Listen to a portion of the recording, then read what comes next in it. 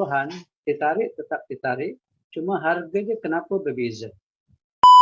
Okay, kalau dulu harga HDB saya 4 bilik dalam 17,000 masa dia beli di Bedok.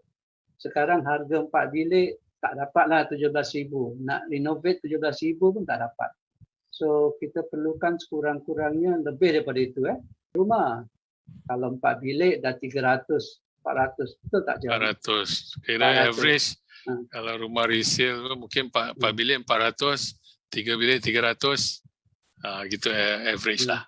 Jadi maknanya kalau kita simpan dalam bentuk duit tu, memang jangka masa panjang nilai duit tu akan berkurangan. Kita simpan duit di bank cuma kasih 0.25%.